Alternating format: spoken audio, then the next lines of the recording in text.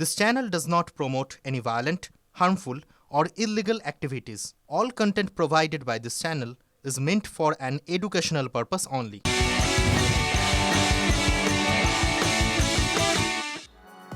দেখছেন টিভি9 বাংলা, আমি আত্রি আপনাদের সঙ্গে। আর প্রথম খবর, প্রধানমন্ত্রী নরেন্দ্র মোদীর বঙ্গ সফর।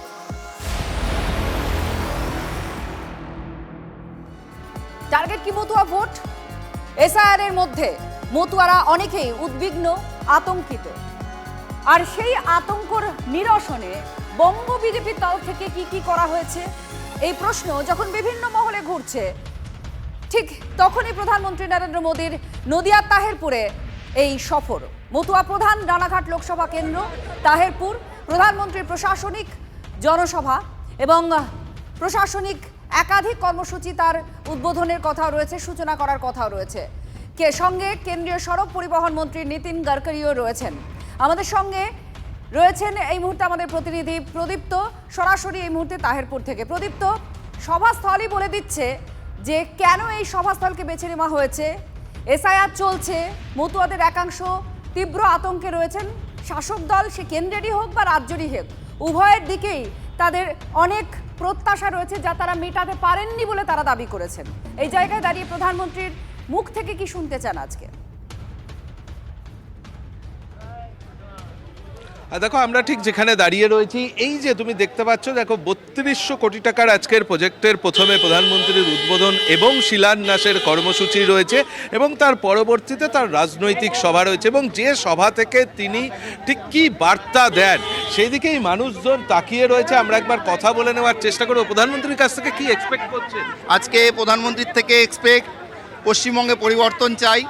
পশ্চিমবঙ্গে বর্তমান যে পরিস্থিতি, যে অরাজকতা চলছে, দুর্নীতি, চুরি, এই পরিস্থিতি থেকে পশ্চিমবঙ্গের সমস্ত মানুষ পরিত্রাণ চাইছে। তাই আগামী মতুয়া সম্প্রদায়ের মধ্যে একটা বিভ্রান্তি তৃণমূল, আমি নিজেও মতুয়া সম্প্রদায়ের সঙ্গে ওতপ্রোতভাবে জড়িত।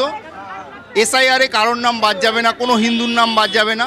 প্রত্যেক হিন্দু সিএ এর মাধ্যমে নাগরিকত্ব পাবে। এবং আমাদের রানাঘাট লোকসভা কেন্দ্রের সাংসদ এবং প্রত্যেক বিধায়কের চেষ্টায় সিএ ক্যাম্প চলছে, সিএ ফর্ম ফিল আপ চলছে। এবং স্পেশালি উত্তর 24 পরগনা আর রানাঘাট দুটো সাংগঠনিক জেলাতে সিএর আপনার ভেরিফিকেশানের জন্য স্পেশালি ক্যাম্প হবে, 8টা ক্যাম্প হবে।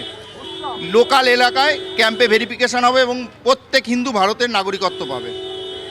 দেখো, এখানে যে সমস্ত নেতৃত্ব তারা আসছেন তাদের একেবারে স্পষ্ট বক্তব্য যে কোনো মতুয়া সম্প্রদায়ের মানুষজনের কারোর ভোটাধিকার থেকে কেউ বঞ্চিত হবে না, কারোর নাম কাটা যাবে না, এই কথা তারা বলছেন। একই সঙ্গে প্রধানমন্ত্রী গতকাল আমরা দেখেছিলাম তিনি এক্স হ্যান্ডেলে পোস্ট করেছিলেন যে এখানে কেন্দ্রীয় প্রকল্প থাকলেও তৃণমূলের অপশাসন, তাতে সাধারণ মানুষের সমস্যা হচ্ছে। এই সমস্ত বিষয়ের কথাই হয়তো প্রধানমন্ত্রী তুলে ধরবেন। তুমি দেখতেই পাচ্ছ যে প্রধানমন্ত্রীর যে নিরাপত্তা রক্ষী তারাও এলাকার দায়িত্ব নিয়েছেন ইতিমধ্যেই, সেই ছবিটাও কিন্তু আমার সহকর্মী তুলে ধরার চেষ্টা করছেন। জগন্নাথ সরকার রয়েছেন, তার সঙ্গেও একবার কথা বলে নেওয়ার। আচ্ছা প্রদীপ্ত, যদি একটু আরো কারোর সঙ্গে কথা বলা যায় যারা, কারণ মতুয়ারা তাকিয়ে রয়েছেন প্রধানমন্ত্রী নরেন্দ্র মোদী কি বলেন সেদিকে। বারবার এই ঠাকুরনগর থেকে বা মতুয়াদের তরফ থেকে, একাংশের তরফ থেকে এই অভিযোগ করা হয়েছে তারা যে কে সেই জায়গায় সেই তিমিরেই রয়ে গেলেন।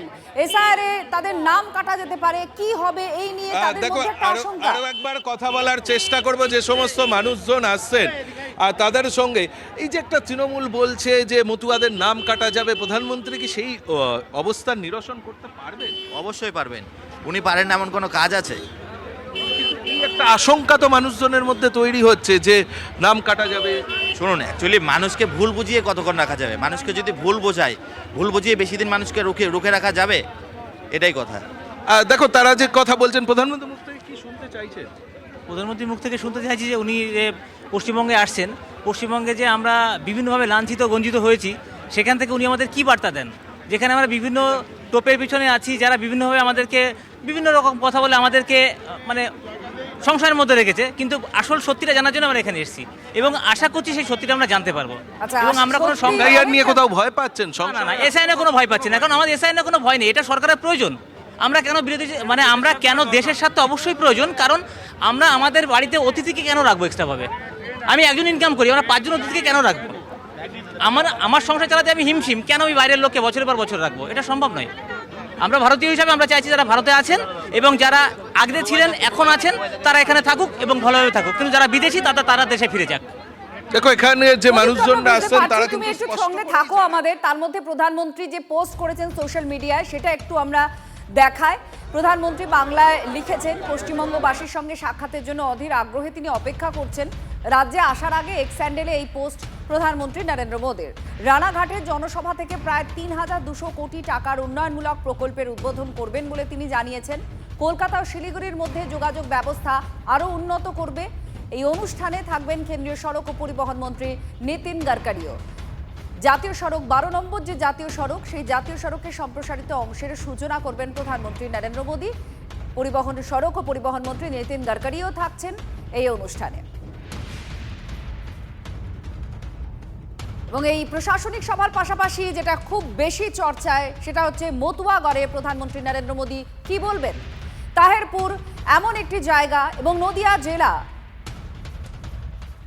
সরকার দিনের পর দিন জায়গা দেয়নি এবং তার ফলে এই রাস্তার কাজ বহু বছর ধরে আটকে আছে। নদিয়ার বেশ কিছুটা অংশ হয়ে গেছে, আপনারা দেখবেন NH-34, কিন্তু তারপরে যেই নদিয়া শেষ হচ্ছে বারাসতের দিকে আমরা যেতে শুরু করছি, সঙ্গে সঙ্গে ভাঙাচোরা রাস্তা। এই কাজ মাননীয় প্রধানমন্ত্রী উদ্বোধন করবেন এবং আগামী দিনে এইভাবে বাংলার উন্নয়ন, বিকশিত বাংলা তৈরি করতে হবে এবং বিকশিত ভারতবর্ষ তৈরি হবে। নরেন্দ্র মোদীর নেতৃত্বে বিকশিত ভারতের যাত্রা শুরু হয়েছে। এবার পশ্চিমবঙ্গে ডবল ইঞ্জিন সরকার চায় এবং বিকশিত বাংলা তৈরির লক্ষ্য নিয়ে মাননীয় প্রধানমন্ত্রী আসছেন। তার নেতৃত্বে আমরা বিকশিত বাংলা তৈরি করব। রামকে নিয়ে যে আজকে একদিকে মোহন ভাগবত তিনি উত্তরবঙ্গে আছেন, কালকে কলকাতায় আসবেন, তার পাশাপাশি আগামী দিন মোদিজি এই তাহেরপুরের সভা 26শে নির্বাচনের আগে এই মতুয়াগড়ে মোদির সভায় কতটা এনার্জি পাবে? শ্রদ্ধেয় মোহনজি ভাগবত রাষ্ট্রীয় স্বয়ংসেবক সংঘের পূজনীয় সরসংঘ চালক। এই বিষয়ে যা বলা রাষ্ট্রীয় স্বয়ংসেবক সংঘ বলতে পারবে। আমি বিজেপির নেতা হিসেবে বিজেপির ব্যাপারটা আমি বলতে পারবো। মাননীয় প্রধানমন্ত্রীর এই তাহেরপুর নেতাজি পার্কের মাঠে আসা, গোটা এই যে নবদ্বীপ এলাকা সহ গোটা পশ্চিমবঙ্গের একটা বিস্তীর্ণ অঞ্চলে মাননীয় প্রধানমন্ত্রীর এই সভা আমাদের কর্মী, সমর্থক, ভোটার সবাইকে উৎসাহিত করবে।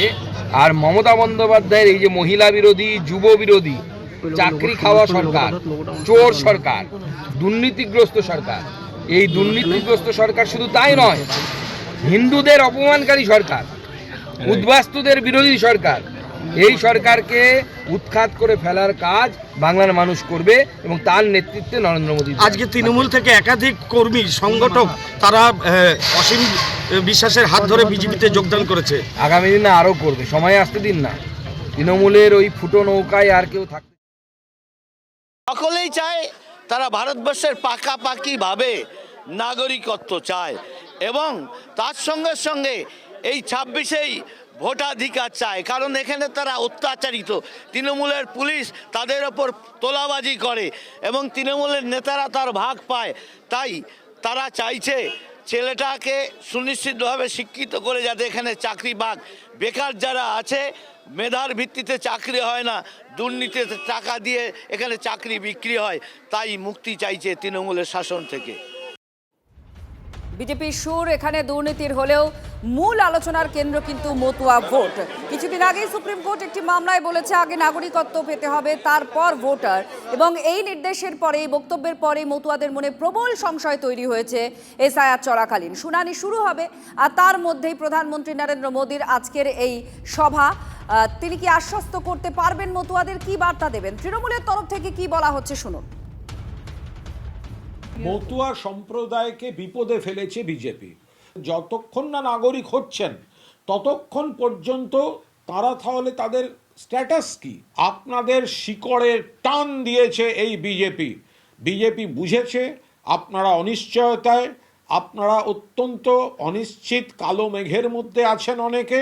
সেই কারণে প্রধানমন্ত্রীকে আসতে হচ্ছে ভোট পর্যন্ত কিছু আবার আপনাদের বিভ্রান্ত করে কিছু প্রতিশ্রুতি দেওয়ার একটা চেষ্টা করার জন্য ড্যামেজ কন্ট্রোলে প্রধানমন্ত্রী আসছেন। আপনারা একবার শিক্ষা নিয়েছেন বিজেপিকে বিশ্বাস করে, ফলে প্রধানমন্ত্রী যাই কথার জাগলারি দেখাতে যান, মানুষ বিশ্বাস করবেন না।